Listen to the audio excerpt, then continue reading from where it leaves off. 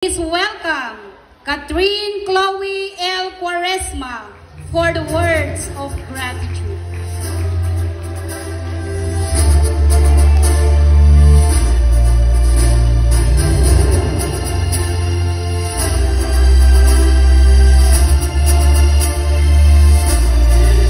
Our most esteemed guest speaker, Ma'am Kyla Tricia S. Galang, our dedicated principal in charge, Sir Erwin T. Guillermo, our respected school principals, Sir Cesario S. Abon Jr., our supportive barangay leaders, Honorable Lilibeth C. Tumanot of Turod Norte, Honorable Erickson Guray of Quezon, and Honorable Feliciano Tolentino of Tangal and their councils, beloved teachers, proud parents, my fellow graduates, friends, ladies and gentlemen, good morning.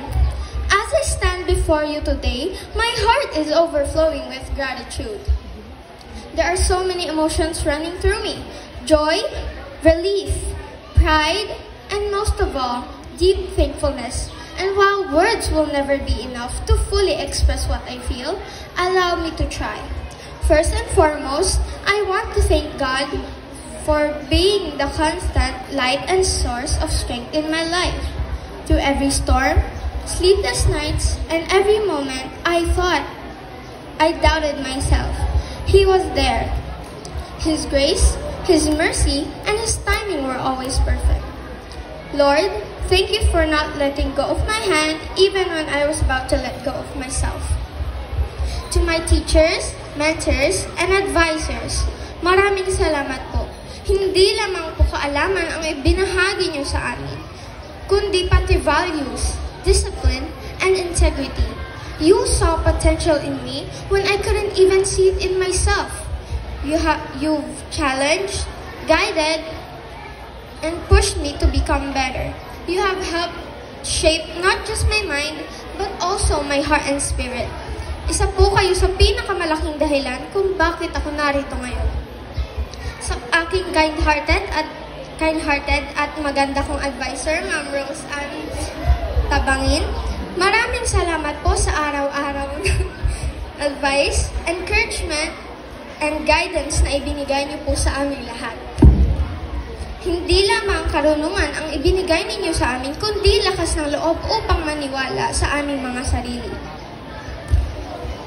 Alam naming hindi madali ang inyong tungkulin, pero hindi kayo nagsawang ibigay kung anuman ang nararapat para kami ay matuto. Salamat po sa lahat ng pagmamahal at tiwala. Ganon din po kay Sir Steven Micomao na advisor ng Grade 6 Hyacinth. Saludo po kami sa inyo, sir. Walang hanggang pasasalamat din po sa mga naging coach ko at nagtiwala sa aking kakayahan. Sa Journalism and Spelling Bee, Ma'am Daphne Baltazar. Sa Pathmas, Sir Ricky and Ma'am Vilma Bataon. Sa Science Quiz Me, Ma'am Rose Ann Tabangin. Sa Starbook, Ma'am Romeline Balantak. Sa Number Race, Sir Ricky Bataon. At sa Badminton, Sir Darwin Orias.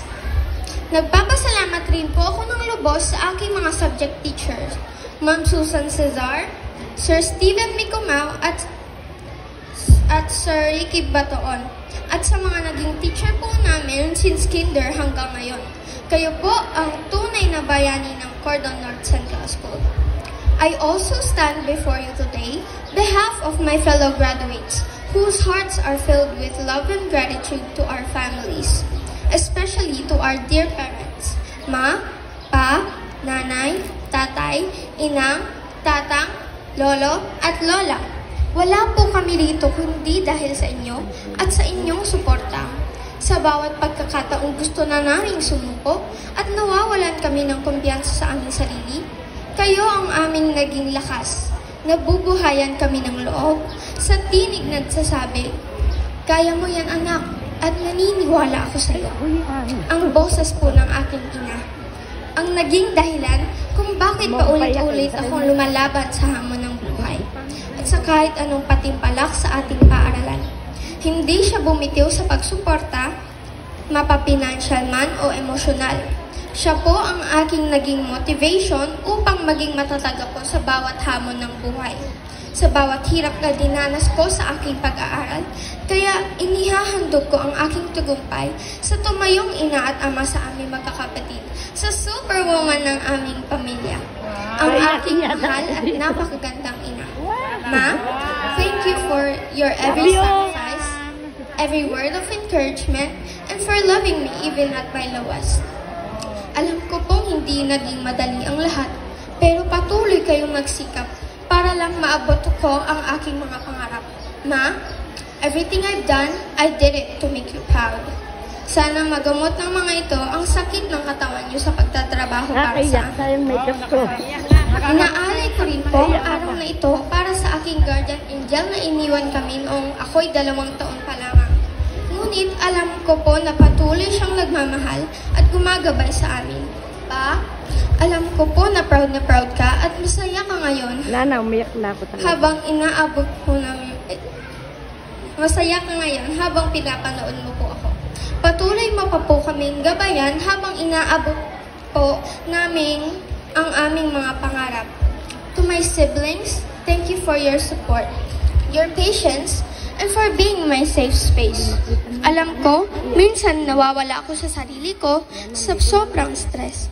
Pero andyan pa rin kayo. Buo ang tiwala, buo ang pagmamahal sa aking napakabait, napakaganda at napaka-generous na ate. Ate Camille.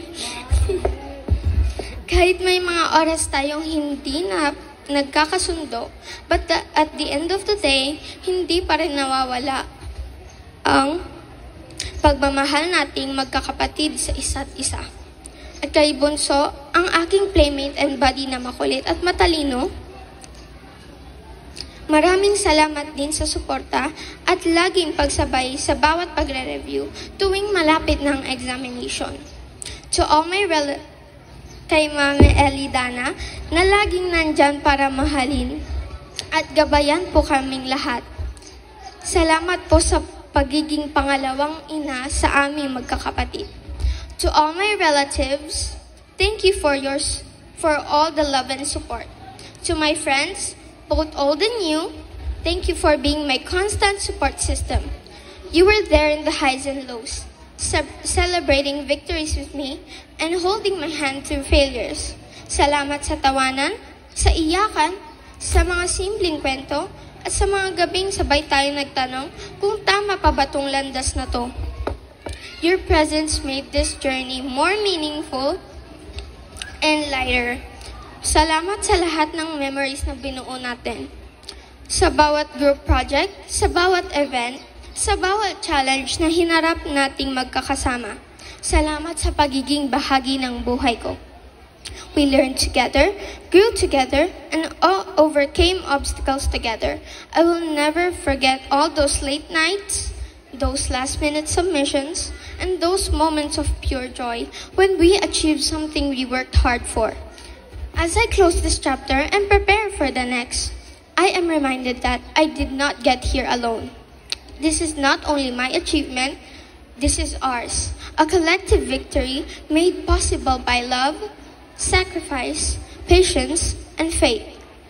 As Dr. Jose Rizal once said, the youth is the hope of our future.